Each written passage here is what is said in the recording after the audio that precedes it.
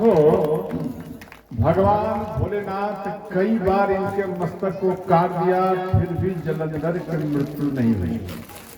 अब देखो, एक किसका था, वो स्वयं वृंदा की कृपा था। वृंदा जो ये श्री जलंधर की जो पत्नी वृंदा थी, वो वृंदा जब जब जलंधर घर से बाहर जाए युद्ध करने के लिए या घर से कोई काम करने के लिए बाहर जाए, तो वह एक माला इसको पहरा देती थी, ओम पति परमेश्वराय नमः। वह एक माला बना लेती थी सुबह सुबह और अपने पति जलंधर को पहरा देती थी, ओम पति परमेश्वराय नमः। इतना बात बोलकर और जलंधर के गले में माला डाल देती थी और इसके बाद कुछ अक्षत लेकर और तिलक लगा देती थी, ओम पति परमेश्वराय नमः, और सिर पर ये पुष्प ऐसे छीन देते थे, ओम पति परमेश्वराय नमः। इस प्रकार से ध्यान देना। अब सोचो, मात्र इतना ही करती थी और भासे आज देखो उनका पति स्वयं भगवान से टकरा रहे हैं, शिव से, और भगवान शिव के अंदर में पावर नहीं हो रहा है, इनके मस्तक को काट दो और ये मर जाए। बात नहीं समझी? इसलिए आप अपने पति को, अर्थात आपके पति अगर आपके घर से जाए तो उनको तुरंत एक माला पहराओ, ओम पति परमेश्वराय नमः। इतना बात बोलकर आप माला पहरा दो, समझी जजमानी माता? तुरंत एक माला पहरा और उनके ललाट में तिलक लगा और कुछ अक्षत को छीड़ दो, तो आपके जो पति हैं उनका शरीर कवच बन जाएगा, ब्रह्मा विष्णु महेश भी उसको बंद नहीं कर सकते। कितना भी खतरा में जाएंगे, खतरा में जाएंगे, खतरा भी दिखाई देगा, परंतु आपके पति को कुछ नहीं होगा, वो सुरक्षित अपने घर में आ जाएंगे। समझ गए? कौन कौन ऐसा करेगी बोलो? अपने पति को माला पहनाएगी? माला पहनाएगी? हाँ, कल माला पहनाना, अगर माला नहीं होती यहाँ से ले जाना, ठीक है? और पति को माला पहनाना, ठीक है ना? और आपको अगर पत्नी माला पहना दे तो आप क्या करोगे? पहन लेना है, पहनोगे ना? ठीक ऐसा ही करना।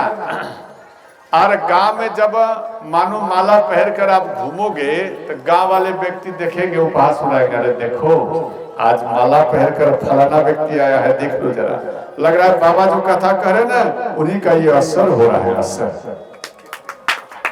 ए जजमानी माता, आप इनको पहरा दे और गांव में भेज दे, ठीक ना? पहरोगे नहीं, तुरंत उतार दोगे। ध्यान देना, अगर आप माला नहीं पहरा सकती हो या नहीं पहन सकते हैं तो आप ये काम करना, तिलक तो लगा सकते हो ना? बोलो ना, हाँ कि ना? ए, तिलक तो लगा सकती हो। आप कुछ चंदन लो और लाल तिलक हो, आप लगा दो, ओम पति परमेश्वराय नमः लगा दो। जब अपने पति को ललाट में आप स्वयं तिलक लगा देगी ना तो उनका शरीर कवच बन जाएगा, कवच। आपके पति को कुछ नहीं होगा, सुरक्षित आएगा वापस। और देखो, जलंधर भले ही संसार के लिए दुष्ट था, परंतु पत्नियों के लिए उत्तम क्वालिटी के पति के रूप में वो सदा उनका स्वागत करते रहते थे। पत्नी के पास में कभी वो लड़ाई नहीं करते थे, पत्नी का वो सम्मान देते थे कि ये हमारी पत्नी है गर्व के साथ, और उनका जो पति का कर्तव्य है ठीक वह अपना भूमिका वो निभाते थे। और तब इनका शरीर कवच रहता था, कवच। आप पवित्र में रहो या अपवित्र में रहो, आप जैसा स्थिति में रहो, ओ पति को आप कुमकुम लगा दो, चंदन लगा दो, ओम पति परमेश्वराय नमः, हर हर महादेव कहते हुए आप भी पवित्र और आपका पति भी पवित्र हो जाएगा। समझ गया? अभी तो बताया हो ना, भगवान की जो नाम है, कथा है, वह गंगा से बढ़कर पवित्र कथा है। तो आप एक बार राम बोल दोगे तो पवित्र होगे कि नहीं? बोलो, पवित्र हो जाएगा। आपको नहाने की जरूरत नहीं है, भार रहनी चाहिए आपके अंदर। और ध्यान देना, इसी प्रकार से आप ऐसा डेली करना करो। और सबके ललाट में तिलक रहना चाहिए। जिसके ललाट में तिलक नहीं है वो किसी काम का इस संसार में नहीं है, इसलिए तिलक लगाना करो। अब इधर भगवान विष्णु के पास में शिव जी आए। हम इसको मार रहा हो, ये मरता नहीं है, क्या कारण है? तो भगवान विष्णु बोले देखो, इनके जो पत्नियां है वो पतिव्रता है और इनके कारण ये मरता नहीं है। इनके गले में जो माला है वो विजय माला है। विजय माला अर्थात कितना भी खतरा में जाएगा, लड़ाई करेगा, तीन की हार नहीं, इनका जीत और आगे वाले का हार हो जाएगा। समझ गए? और अंत में भगवान विष्णु बोले कि आप युद्ध करने के लिए जाइए, हम कुछ लीला करता हूं। शिव जी ललकारे, जलंधर युद्ध कर रहा है शिव जी से। और इधर भगवान विष्णु एक साधु का रूप में आए और जैसे ही आए तो अपनी माया से दो यक्ष प्रकट किया और दोनों यक्ष वृंदा के हाथ को खींचते हुए वन की ओर जा रहे हैं। तो इसी जगह में बाबा को देखकर वृंदा खिलाई, आप मुझे बचाओ। तो ये जो साधु बाबा है, विष्णु रूप साधु बाबा, जल छींटकर दोनों यक्षों को समाप्त कर दिया, जलकर भस्म हो गया। तो वृंदा सोची अरे ये तो बाबा में पावर है, तो अंत में चरणों में प्रणाम किए। उसी समय में अपनी माया से भगवान नारायण वो दो कपी के हाथ में एक माया के जलंधर बनाकर, ध्यान देना, एक काटा हुआ सिर एक कपी के हाथ में है, एक धर दूसरे हाथ में है। अंत में दोनों लेकर आ रहे हैं। वृंदा देखकर रोने लगी और साधु बाबा के चरणों में गिर गई कि मेरे पति को जीवित करो। तो उसी जगह में स्वयं विष्णु भगवान वो अपनी माया से वो तुरंत गायब हुए और जलंधर के जो शरीर माया के थे उसके शरीर में मिल गए और तुरंत वो सामने में खड़े हो गए। वृंदावन में सोची ये हमारे पति हैं, पति समझकर इनका हाथ पकड़कर महल में बेड पर सुलाई और पति जैसा भाव रखकर भगवान नारायण के चरण को सजनों दबाए। तो इनका पतिव्रत धर्म टूट गया और उधर भगवान भोलेनाथ इनके मस्तक को काट दिया। और वृंदा को इस बात का मालूम पड़ा तो उसी जगह में वृंदा रोने लगी और भगवान विष्णु को जैसे ही देखी तो भगवान विष्णु अपना रूप में वो आए और अंत में वृंदा यहाँ पर साफ देती है कि देखो आप छल करके आप मेरा पतिव्रत धर्म को मिटा दिया है, इसलिए मेरा साप है कि आप जब अवतार लोगे तो आपकी जो माया होगी उनको मेरे पति छल करके जिस रूप में हमारे पतिव्रत धर्म को मिटाया है अर्थात साधु रूप में, पहला आक्रमण साधु रूप में, इसलिए साधु रूप में ही आपकी माया को मेरे पति हरण करेंगे, ये मेरा शाप है। यही जलंधर रावण हुए थे और साधु के रूप में मां सीता का हरण किए थे सजन, समझ गए। और इसलिए दूसरा शाप दे रहे हैं कि आप काला पत्थर हो जाइए। तीसरा शाप देने के लिए हाथ उठाए, इतने में मां लक्ष्मी आ गई और कहती हैं कि वृंदा सावधान, तेरे पति दुष्ट थे इसलिए मेरे प्रभु छल किया और उनकी मृत्यु की और आप उल्टा इनको शाप दे रही हो। जा, आज मैं भी तुझे शाप दे रही हूं, आप वन की लकड़ी हो जा, ये मेरा शाप है। तो वृंदा वो तुरंत उसी जगह में वन की लकड़ी बन गई और वह लकड़ी हुई तुलसी। तुलसी समझते, देखो इस जगह में तुलसी है नहीं है, तो यह तुलसी जो है स्वयं वृंदा है। अरे जिसी वन में जिसी जगह में वो वृंदा तुलसी हुई और उसी जगह का नाम पड़ गया वृंदावन धाम। बोलो वृंदावन बिहारी लाल की। और उसी धाम में स्वयं नारायण भगवान कृष्ण के रूप में लीला किया है सजन, समझ गए। और ये हुआ दूसरे कल्प की कथा। तीसरे कल्प में श्री नारद, देवऋषि नारद मुंह में आए थे और भगवान को साप लगे और अंत में भगवान को अवतार लेना पड़ा। ये तीसरे कल्प में, और चौथा कल्प में है जय विजय। क्यों, समय भी थोड़ा ज्यादा कम है तो समय भी देखना पड़ेगा। 10 के करीबन जा चुका है और आपको भी रोटी का याद आ रहा होगा, बाबा कहाँ मुझे लेके आ गया। और आप भी लेट करके आते हैं, बहुत लेट। और कल से जो होगी 6 बजे मैं बैठूंगा, ठीक है ना। 5 साढ़े 5 में कलाकार आ जाएंगे और 6 सवा 6 में हम बैठ जाएंगे। क्यों कि माला फेरी इस सब में टाइम लग जाता है। और आज 7:45 बज गया तो मेरा वाक्य शुरू हुआ। अब मात्र में अभी 2 घंटा का था, अभी 2 घंटा और होगा तो कितना बज जाएगा, सीधा 12 बज जाएगा। 12 हो जाएगा तो मेरे कलाकार का 18 बज जाएगा। क्यों, फिर प्रभात फेरी नहीं जा पाएंगे और नींद में इधर उधर घूमेंगे। तो ये उपार्जन जो होता है कलाकार की ही कृपा से होते हैं। ये सब जाते हैं नगर भ्रमण में, जो कुछ मिलता है उसी से उपार्जन होता है और भगवान की चर्चा भी हो जाते हैं, समझ गए। इसलिए सबको सब समय को ध्यान में रखते हुए कथा को करना है। अब इधर यहाँ दिया गया सत्यकेतु के 2 बेटा थे। एक बेटा के नाम थे प्रतापभानु राजा और दूसरा बेटा के नाम थे अरिमर्दन। तो ध्यान देना, इनका एक मंत्री था धर्मरुचि। तो प्रतापभानु राजा वन में शिकार खेलने के लिए आए। तो एक ऐसे तो प्रतापभानु राजा का पूरा विश्व में इनका वर्चस्व था और हर जगह में इनका जीत हुआ था। तो वन में जब हिमालय में वन में गए, ये विंध्याचल वन में जब गए शिकार खेलने के लिए, तो एक ब्रहा था। वो ब्रहा का शिकार करना प्रारंभ किया। वो कभी प्रकट हो जाए, कभी छुप जाए। तो अंत में वो भटक गया, रात हो गया। तो एक साधु था, वो साधु बाबा के शरण में आए और वहां पर जल पिया। और उस साधु बाबा कहते हैं आप कौन हैं? तो प्रतापभानु राजा कहते हैं हम प्रतापभानु राजा के मंत्री धर्मरुचि हूं।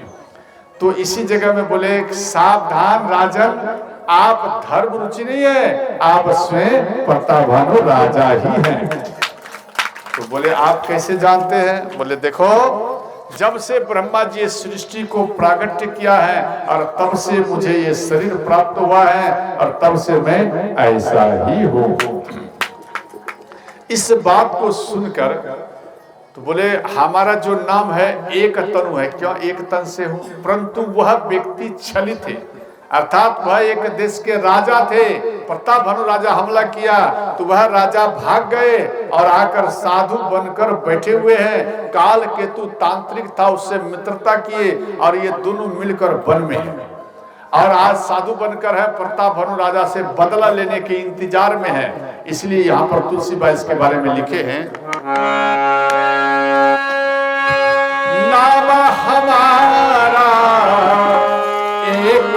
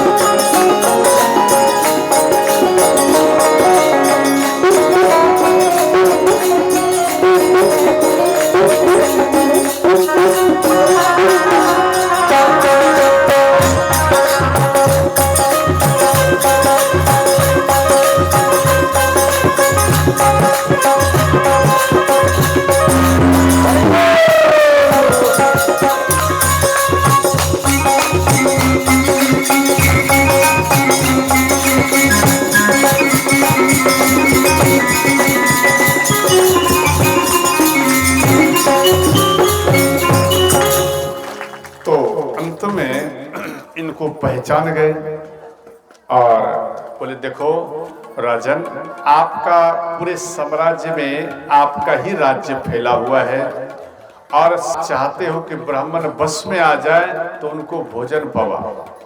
क्यों? अगर आप भोजन नहीं पवाओगे तो ब्राह्मण, मानो आप कुछ गलतियां करोगे तो ब्राह्मण अगर क्रोध में आ गया और आपके ऊपर अगर शाप दे दिया तो फिर आप नाश हो जाओगे। इसलिए हमारे अनुसार आप भोजन की तैयारी करो और हमारे रहते हुए सबको भोजन पवा। तो वो भोजन अगर ब्राह्मण पा लिया तो कितना भी सांप आपको देंगे तो आपको सांप नहीं लगेंगे।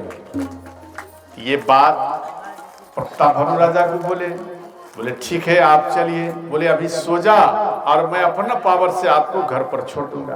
3 दिन बाद आप भोजन की तैयारी करना और हम आऊंगा, आप मुझे पहचान लेना। ठीक है। श्री प्रतापभानु राजा सो गए और काल केतु माया जानते थे, अपनी माया से प्रतापभानु राजा को इनके बेड पर सुला दिए। प्रातः काल में देखा भाई मैं घर में हूं तो और विश्वास इनका ज्यादा बढ़ गया और ब्राह्मणों को निमंत्रण दिया, आप आओ भोजन पाओ। तो सब ब्राह्मण प्रसन्न होकर आने लगे और इसी जगह में ध्यान देना, श्री काल केतु और एक तनु ये दोनों साधु के रूप में आए। प्रतापभानु राजा पहचान गए। तो काल केतु एक तनु कहता है कि आपका जो भंडारा है, जो भोजन बना रहे वो कहाँ में है बताओ। तो उस जगह में गए और इधर बोले एक काम करो, आप सभी ब्राह्मणों को बैठाओ और सबको पत्तल परोसो और मैं इधर भोजन को तैयार करता हूँ। इधर श्री प्रतापभानु राजा पत्तल दिया, ब्राह्मणों को निमंत्रण दिया, सब आकर बैठे हैं और इधर खग मृग के मांस को भोजन में मिला दिया। जितना रसोई बनाने वाले थे उनके हाथ को पकड़कर एक कमरा में इनको बांध दिया और इसके बाद जब इसको बांध दिया तो श्री ध्यान देना, जब बांध दिया तो अंत में ये खग मृग वाला जो भोजन था यह भोजन परोसने लगे प्रतापभानु राजा। यहाँ पर तुलसी बाल लिखे हैं, परुसन जावही लागमही परुसन जावही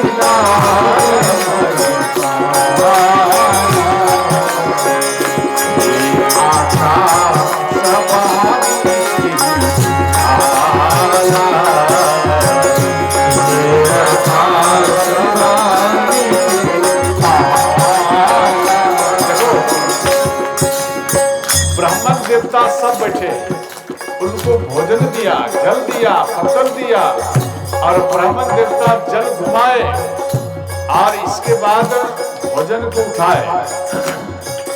अब सोचे मैं पाऊं तो सब हाथ में लेकर बैठे। इतने में जो काल केतु तांत्रिक था वो आकाशवाणी द्वारा, वो अपनी माया से आकाशवाणी द्वारा इनको संकेत किया, हे ब्राह्मणों, आप जिस भोजन को पाने के लिए जा रहे हो उस भोजन में खग मृग का मांस मिलाया हुआ है। अगर आप मांस को पाओगे तो आपके अंदर में जो ब्रह्म तत्व है वह ब्रह्म तत्व सदा सदा के लिए मिट जाएगा।